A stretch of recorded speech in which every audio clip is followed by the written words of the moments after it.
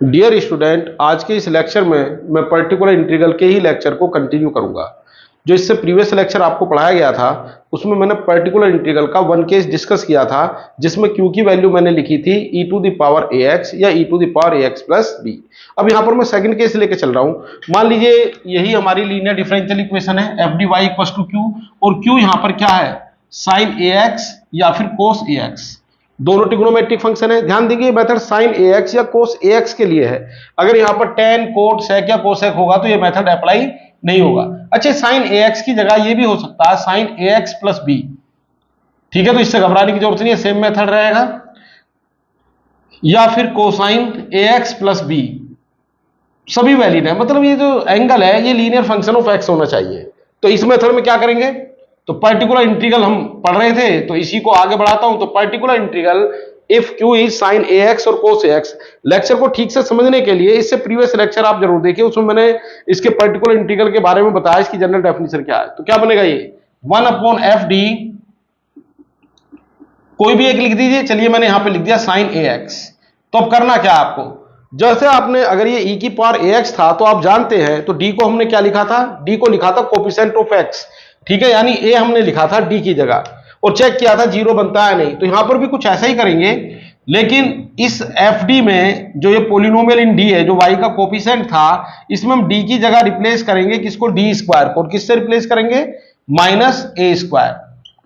और जिस समय आप ये काम कर रहे होंगे आपको ध्यान रखना है, ये जो fd था जिसमें आपने d को क्या रिप्लेस किया है, सॉरी d को नहीं, d स्क्वायर को किससे रिप्लेस किया, माइनस ए स्क्वायर से। ये आपका रहना चाहिए नॉन जीरो, क्योंकि अगर ये जीरो बना तो क्या बन जाएगा, ये इन्फिनिटी।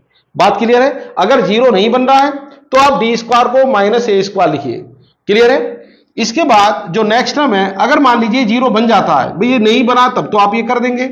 अगर मान लीजिए एफ डी आपका क्या बन जाता है, एफ डी आपका बन जाता है जीरो, अब उस सिचुएशन में क्या करेंगे, देन ये जो आपका पर्टिकुलर इंटीग्रल है इसमें आप भाई डी स्क्वायर को माइनस ए स्क्वायर लिखने पे जीरो बना, तो अब आप क्या करेंगे, इसका डिफरेंशियल और एक्स का मल्टीप्लाई, और फिर आप कहानी वही लिखेंगे पुरानी, यानी डी स्क्वायर को कोशिश करेंगे माइनस ए स्क्वायर लिखने की। लेकिन अभी भी आपको इस बात का ध्यान रखना है कि ऐसा करते समय भी आपके पास जो एफ डैश डी था, when we replace in this means in f dash d square is replaced by minus a square, it must be non zero। Clear है। चलिए अब एक और कंडीशन मान लेते हैं, मान लीजिए ये भी जीरो आ गया। अगर ये भी जीरो आ गया तो क्या करेंगे, ये फिर इधर को लिख देता हूं मैं, if first derivative of f become zero कब, when d square is replaced by minus A square. अब इस सिचुएशन में क्या करेंगे, यानी अगर आपने यहां पर डी स्क्वायर को माइनस ए स्क्वायर लिखा और ये जीरो बन गया तो नहीं रखेंगे, तो क्या करेंगे, एक्स का मल्टीप्लाई। क्या कर देंगे, एक्स का मल्टीप्लाई। यहां पर एक्स तो पहले ही था, फिर एक्स का मल्टीप्लाई यानी एक्स स्क्वायर, और इसका डिफरेंशियल एफ डैश डी तो पहले से ही है तो एक बार और डिफरेंशियल हो जाएगा एफ डबल डैश डी, और डी स्क्वायर को क्या लिख देंगे, माइनस ए स्क्वायर लिखने की कोशिश करेंगे। और फिर इसके बाद चेक कर लेंगे प्रोवाइडेड, मतलब ये जब जैसे आप डी स्क्वायर को रिप्लेस करेंगे, ये तो आपको हर बार चेक करना है कि ये जो फंक्शन था it must be non zero. ठीक है, और प्रोसीडिंग सिमिलरली, और इसको इसी तरह हम प्रोसीड करते जाएंगे, प्रोसीडिंग सिमिलरली, जब तक ये नॉन जीरो ना बन जाए।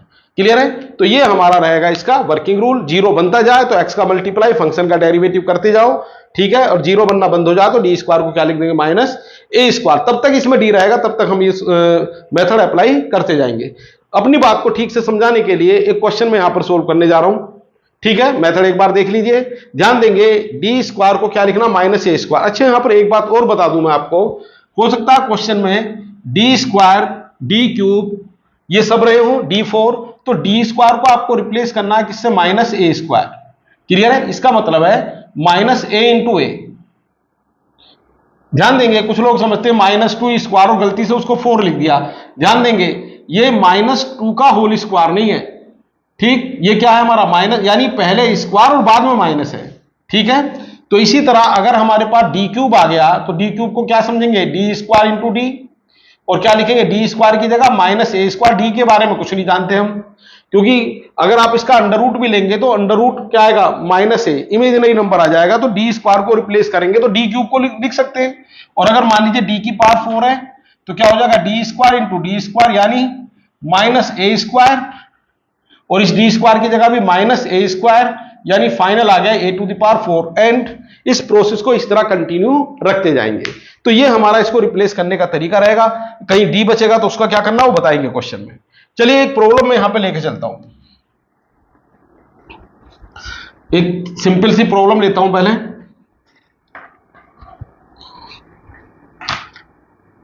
क्वेश्चन है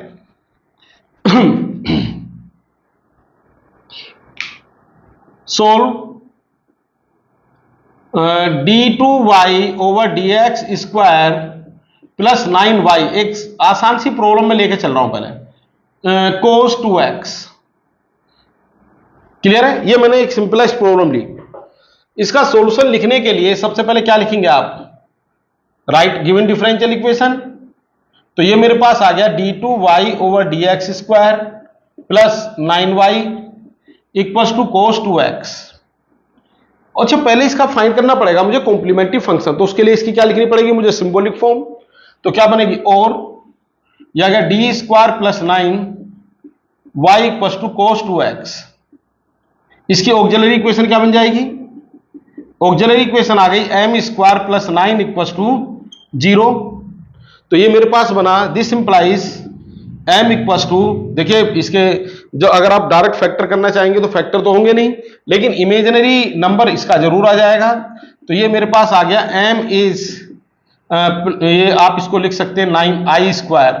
तो m की वैल्यू आ गई, सॉरी m स्क्वायर, m मेरे पास आ गया प्लस माइनस 3i। जैसा कि आपको बताया गया है, we have two values of m। First value क्या है 0 प्लस 3i, और दूसरी वैल्यू क्या है 0 माइनस 3i।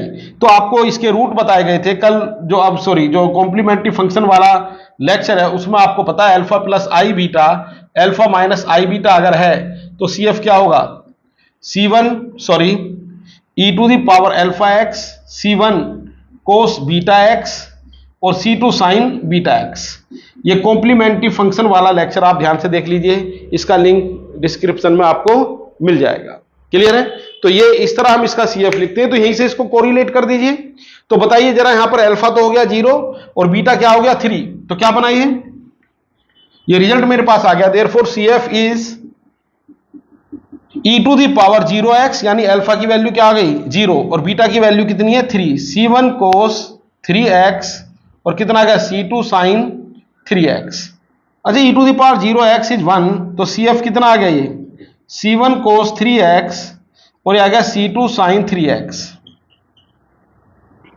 ये आ गया CF। ये भी एक इंपॉर्टेंट टर्म है। इसके बाद हम बात करेंगे इसके पर्टिकुलर इंटीग्रल की। Now what about particular integral, particular integral is 1 upon FD।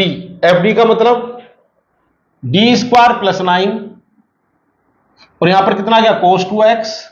According to working rule d square is to be replaced by minus 2 square यानी माइनस 4, यानी d स्क्वायर को किससे रिप्लेस करना आपको, माइनस 2 स्क्वायर यानी minus 4। तो ये तो 0 नहीं बना, तो pi कितना आ गया, ये आ गया मेरे पास माइनस 4 प्लस 9 और कितना आ गया ये cos 2x। ये क्वेश्चन ही खत्म हो गया पर्टिकुलर इंटीग्रल के लिए, और ये आ गया 1/5 cos 2x। बात समझ पा रहे हैं। तो इसका जो जनरल सॉल्यूशन है वो क्या होगा, जनरल सॉल्यूशन विल बी, ये होगा y equals to complementary function plus particular integral, और CF कितना है इसका C1 cos 3x और ये आ गया C2 sign 3x plus particular integral कितना है ये, इट इज 1/5 cos 2x। तो ये हमारा आ गया पर्टिकुलर इंटीग्रल, यही इसका सॉल्यूशन है। बात समझ पा रहे हैं। तो ये इसका कंप्लीट सॉल्यूशन हुआ इस इक्वेशन का। चलिए एक प्रॉब्लम और सोल्व करता हूं और इसी प्रॉब्लम में थोड़ा सा चेंज कर देता हूं।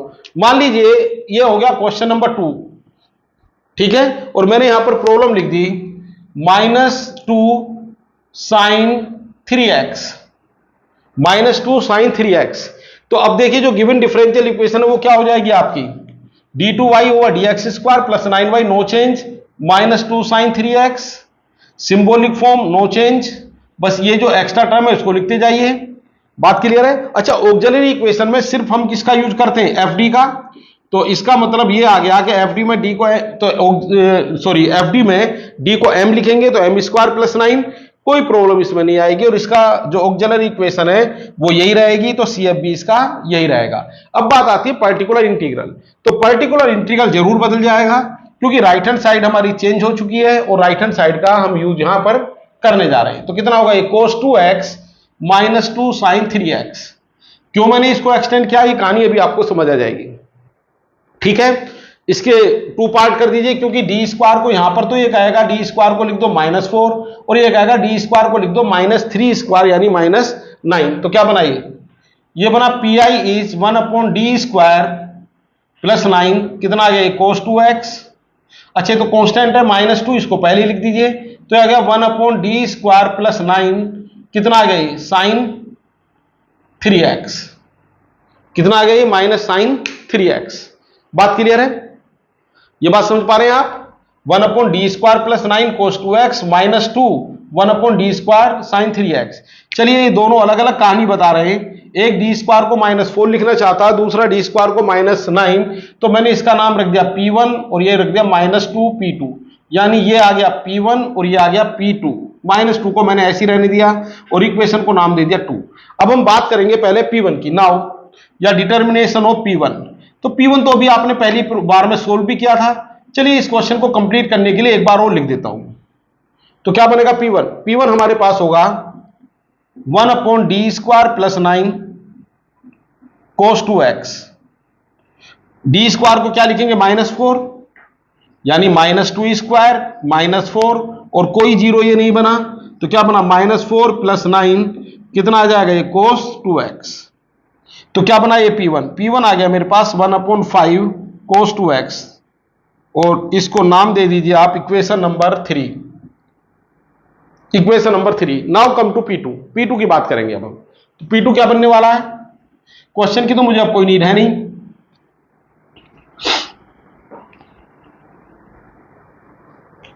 डिटर्मिनेशन ऑफ P2,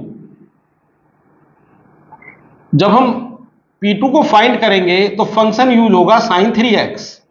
तो व्हाट इज P2 इज, ध्यान देंगे P2 इज, यहां देखने से पता चल रहा है, it is 1/d square plus 9, 1/d square plus 9, कितना आ गया sin 3x।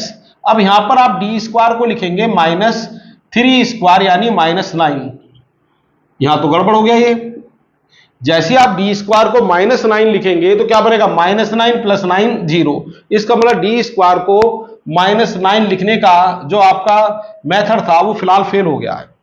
यानी डी स्क्वायर को -9 नहीं लिखेंगे तो करेंगे क्या, जैसा कि आपको बताया गया था, x का मल्टीप्लाई और इसका डिफरेंशियल, कितना आ गया 2d sin 3x, कितना आ गया sin 3x। अब फिर कोशिश करेंगे क्या करने की, डी स्क्वायर को क्या लिखने की -9, लेकिन अब डी स्क्वायर यहां पर है नहीं, तो या तो डी स्क्वायर बना लो डी का मल्टीप्लाई और डी से डिवाइड कर, या मैं आपको बताता हूं यहां पर, जिस तरह आप ये जानते हैं कि डी का मतलब क्या था d/dx, उसी तरह 1/d का मतलब होगा integration with respect to x। भाई डी का इनवर्स ही है ना ये, और इनवर्स का मतलब integral.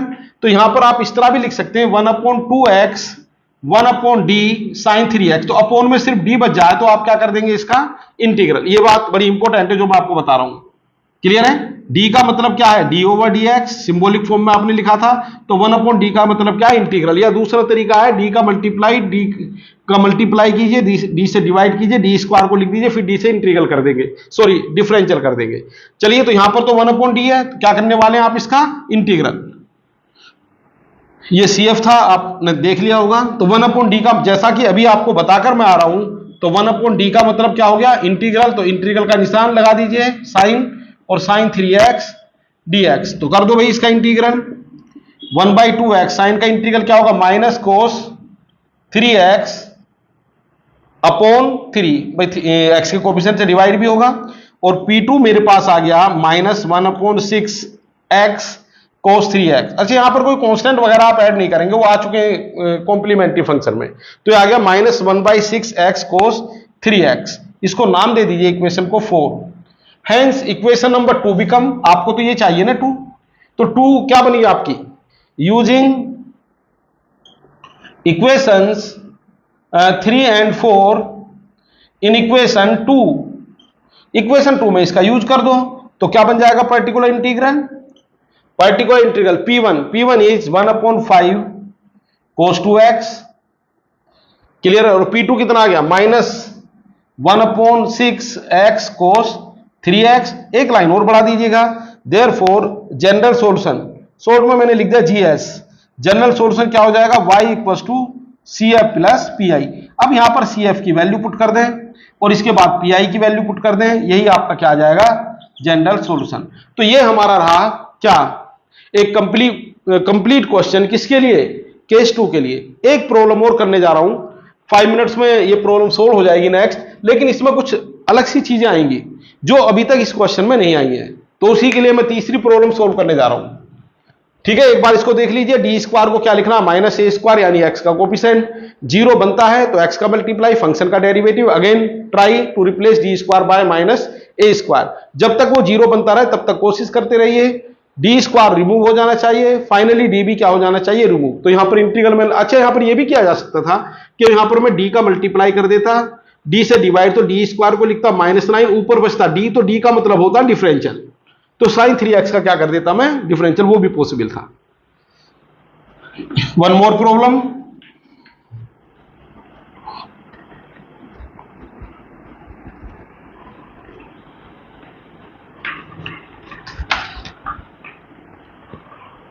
Question number 3, solve d² + 4d + 4 y = कितना आ गया यहां पर मैं लिख देता हूं cos 3x।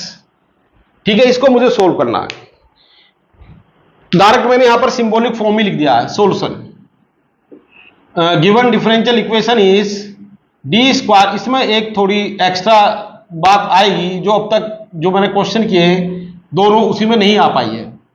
तो इसकी ऑक्सिलरी इक्वेशन क्या होगी, auxiliary equation is m² + 4m + 4 = 0। ये तो m + 2 का होल स्क्वायर आ गया, = 0, यानी m की जो वैल्यू आ गई वो रिपीट हो गई। क्या वैल्यू आई m की, -2 एंड -2, क्लियर है। तो क्या बना CF मेरे पास बना यहां पर C1 + x C2, क्योंकि फंक्शन रिपीट हो रहा है ना, तो पहला कांस्टेंट प्लस दूसरा कांस्टेंट x का मल्टीप्लाई और e⁻² 2x, ये लिखना आ गया होगा आपको। एंड पर्टिकुलर इंटीग्रल, अब यहीं पर एक इंपॉर्टेंट बात आने वाली है, d² + 4d + 4 कितना आ गया, कोसाइन 3x। अब जैसा कि आपको वर्किंग रूल में बताया गया था, तो हम क्या करेंगे, d² को रिप्लेस कर देंगे किससे, -3² यानी -9 रिप्लेस कर देंगे और चेक करेंगे 0 तो नहीं बना, 0 तो बिल्कुल भी नहीं बन रहा। तो अच्छा d का कुछ नहीं कर सकते, d² d³ d4 को तो हम हटा सकते हैं। तो क्या बना, ये आपने d² की जगह क्या लिखा है यहां पर, -9, ये कितना बना 4d और ये आ गया 4। अब ये बना cos 3x। आगे बढ़ जाता हूं इसको, तो क्या बना, ये पर्टिकुलर इंटीग्रल इज, ये आ गया मेरे पास 4d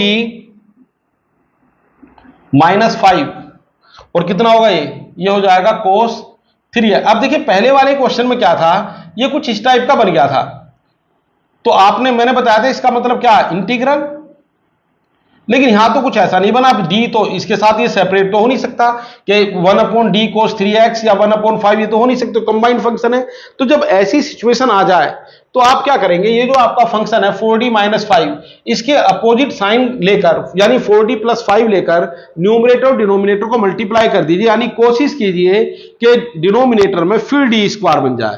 तो d² बनाने के लिए मैंने क्या किया, जो इसका अपोजिट साइन था, जो दूसरा एक फंक्शन हमारा बना linear function 4d - 1 with opposite sign, क्या बनेगा 4d + 5, उसी से मल्टीप्लाई कर दिया और उसी से क्या कर दिया हमने, डिवाइड।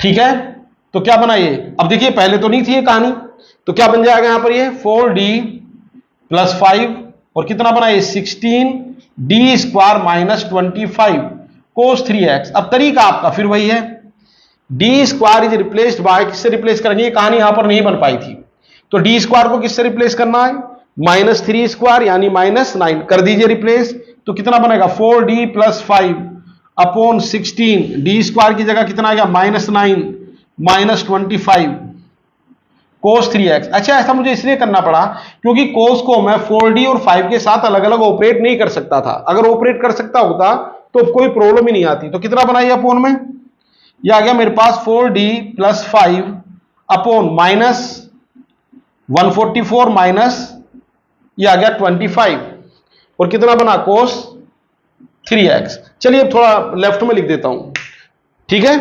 अब ये कहानी हमारे पास जो बनी, अभी भी d इसके पास है, लेकिन अब ये जो d न्यूमरेटर में है इससे मुझे कोई प्रॉब्लम होने वाली है नहीं। तो क्या बना ये pi इज, इन दोनों को कंबाइन कर दीजिए, कितना आ गया ये कंबाइन करके आ गया -169, कितना आ गया -169 और ये रहा मेरे पास 4d प्लस 5 ये आ गया कोस 3। ध्यान दीजिए ये इस ऑपरेटर है, इसको कभी कोस को उठा के इससे पहले लिख दो, ये कोस हमेशा इसके बाद रहेगा, इस फंक्शन को इस पर ऑपरेट होना है, इट इज ऑपरेटर। तो ऑपरेट कीजिए तो कितना होगा ये 4d, अब तो अलग अलग लिख सकते हैं ना, ध्यान देंगे यहां पर ये पॉसिबल नहीं था कि 4d के साथ भी लिख दें और 5 के साथ लिख दें, लेकिन न्यूमरेटर में ये फैसिलिटी आपको मिली हुई है और ये pi तब तक चलता रहेगा जब तक मेरे पास d है। अब d का क्या मतलब है, अभी तो आपको बताया था, d का मतलब है डिफरेंशियल, तो अगर 1/d होता तो इंटीग्रल, तो कितना होगा ये 4d over dx cos 3x। अच्छा यहां पर कुछ करना ही नहीं है, ये तो ऐसे ही रहेगा। अब ये आपने जैसे ही इसका डिफरेंशियल किया तो कितना आ जाएगा, ये 4 तो पहले से ही है, कोस का हो जाएगा -sin 3x, यानी कितना आ गया भाई, कोस का हो गया -sin 3x और 3 आ गया मल्टीप्लाई में, तो मैंने इसको लिख दिया माइनस का 12, माइनस भी एडजस्ट कर लिया और यहां पर आ गया sin 3x प्लस 5 कोस 3x। तो फाइनली आप कह सकते हैं ये आ गया 12/169 sin 3x, कैलकुलेशन एक बार देख लीजिएगा, -5/169 cos 3x, therefore general solution, बस ये लास्ट स्टेप है। और y इक्वल टू कितना आ जाएगा CF प्लस PI। अब CF तो मेरे पास इस समय नहीं है, ठीक है, तो यहां पर आप CF की जगह CF लिख देंगे और PI की जगह ये लिख देंगे जो अभी मैंने फाइंड किया है, ठीक है। फिलहाल मेथड को समझने के लिए इतने क्वेश्चन सफिशिएंट हैं, बाकी आप अपनी बुक से प्रैक्टिस कीजिए और कोई प्रॉब्लम आती है तो कमेंट बॉक्स में लिखिए। इसके बाद मैं फिर अवेलेबल हूंगा नेक्स्ट लेक्चर के साथ, जिसमें मैं आपको थर्ड केस पढ़ाऊंगा। Thank you very much.